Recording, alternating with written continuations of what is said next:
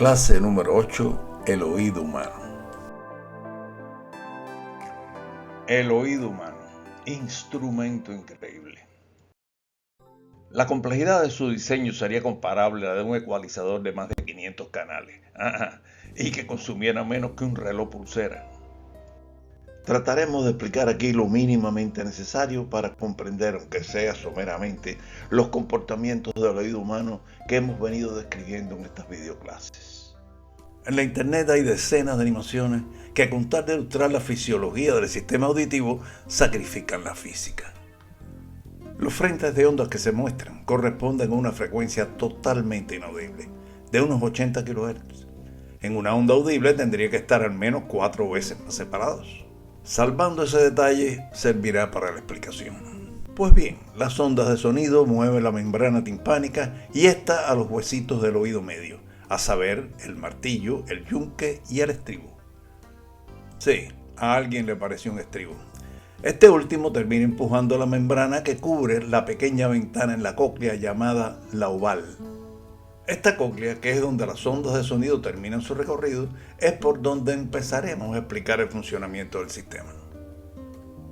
La cóclea es un tubo enrollado en forma de espiral, para hacerla más compacta, pero la vamos a desenrollar para poderla explicar. Contiene 3 conductos: el vestibular, que empieza en la ventana oval, el timpánico, que no es más que el mismo que dio la vuelta en la punta o ápex, y termina en la membrana de la ventana redonda. Estos conductos están llenos de una solución acuosa llamada líquido perilinfático. Por último está el conducto medio, que también está lleno de líquido, y este se le llama el endolinfático. Resulta que estos dos líquidos tienen distintas concentraciones de potasio y sodio, lo suficiente para hacer la batería del sistema. Es en este conducto medio que está el órgano de Corti, que descansa sobre la membrana basilar, y es el transductor, el micrófono, o sea, el que convierte en pulsos eléctricos los ligerísimos movimientos provocados por las ondas de sonido en el líquido perilinfático. Las mejores ilustraciones en la internet están plagadas de violaciones a las leyes de la física. Por ejemplo, esta muestra perfectamente la ventana oval y cómo el conducto vestibular da la vuelta por el ápex, se convierte en el timpánico, envolviendo al conducto medio, para terminar en la membrana de la ventana redonda. Lamentablemente muestra las ondas de sonido como transversales y su pequeñísimo tamaño correspondería a una de varios megahertz. El sonido más agudo audible tiene una frecuencia de 20 kHz. El tamaño de su onda en el líquido perilinfático es de unos 75 milímetros. Tamaño este que, al ser comparable con el de la cóclea, permite hablar de propagación. Vamos a congelar. Esta onda es lo suficientemente corta como para que aparezcan diferencias de presión en la cóclea. Este es el tipo de onda que va a provocar deformaciones transversales en el conducto medio.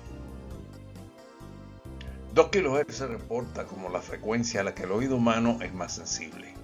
Su longitud 750 milímetros, casi que sería mejor decirlo en metros, 0.75. La cóclea como que le queda muy chiquita.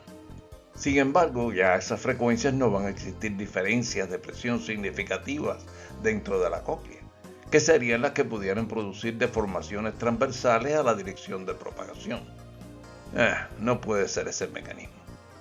He oído decir que 2 kHz es la frecuencia del llanto del bebé, y de ahí su valor de supervivencia. No obstante, está lejos de ser agradable. El grueso de la potencia acústica en la música que escuchamos está por debajo de los 2 kHz. Vamos a explicar qué pasa en la cóclea a esas frecuencias musicales. Vemos aquí el estribo en contacto con la membrana oval.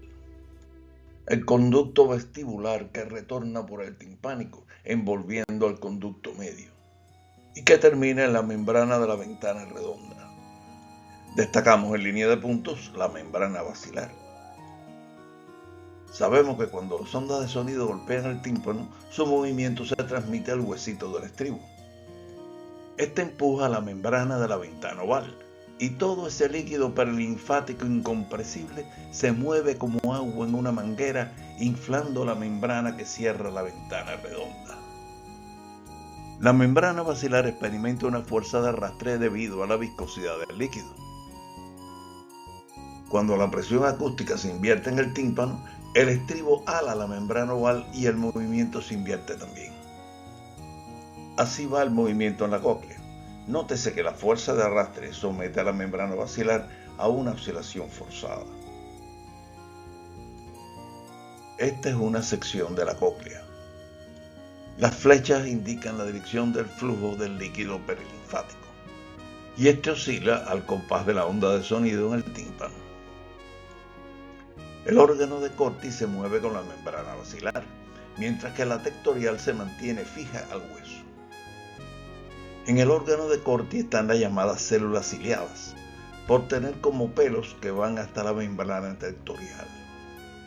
Cualquier movimiento relativo entre el órgano de Corti y la membrana tectorial excita potenciales eléctricos que llegarán al cerebro a través del nervio coclear.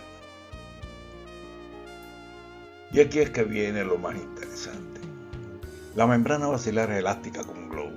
Puede oscilar tanto transversal como longitudinalmente. Es más estrecha en la base y más ancha hacia el ápex.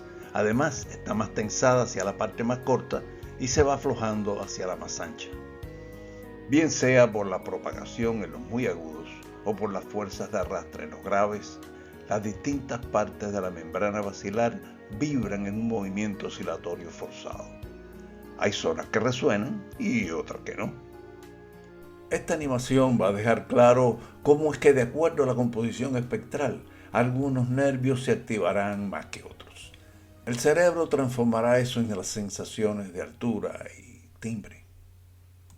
En aras de la explicación, las deformaciones se representan transversales y tremendamente exageradas, ya que las reales, aún en esa escala, serían imperceptibles.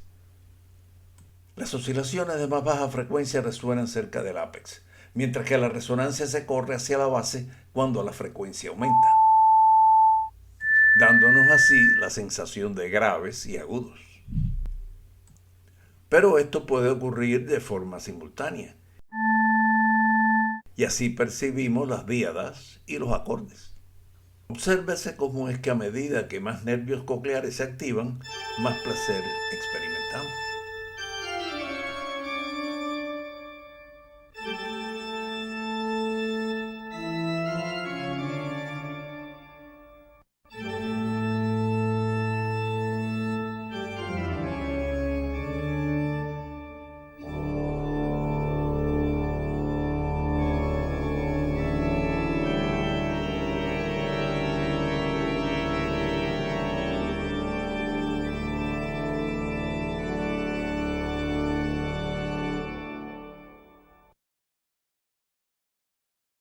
Vimos que en los estudios más recientes de la consonancia se demostró que para que ésta existiera era necesaria una separación mínima entre las frecuencias de la díada, y a eso se le llamó el ancho de banda crítico.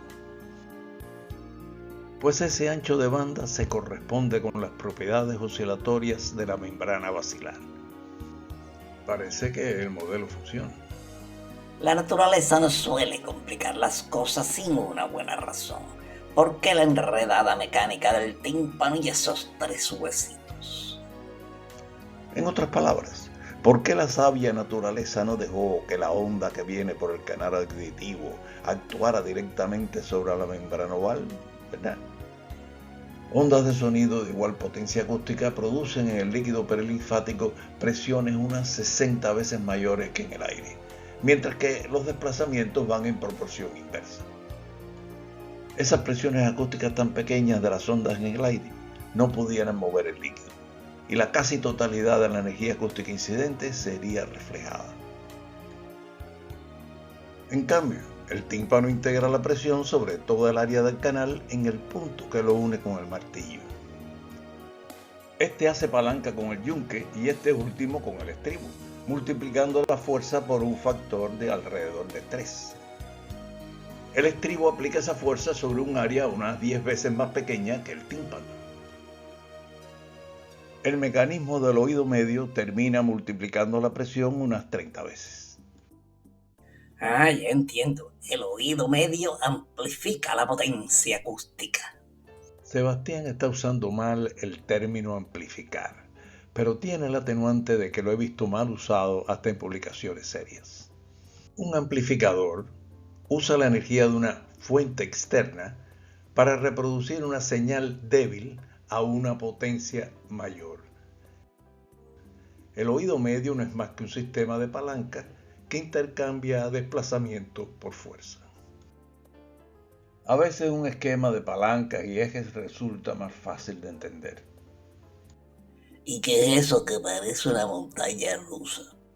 ¡Cuán infantil! Esos son los controles de volumen y balance. Sebastián oyó campana, pero no sabe dónde. Esos son los llamados canales semicirculares, que son los que le permiten al cuerpo mantener su balance sin tener que estar pensando en eso. Es como su autopiloto, y no ese control de izquierda y derecha en los equipos estereofónicos. En fin, nada que ver con el sistema auditivo.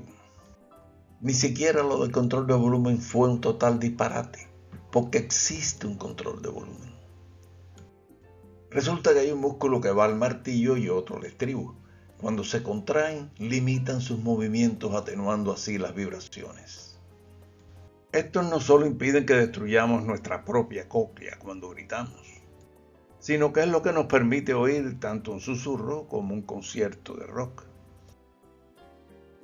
Oh, desgracia, el profe está contribuyendo a la insoportabilidad sebastiana.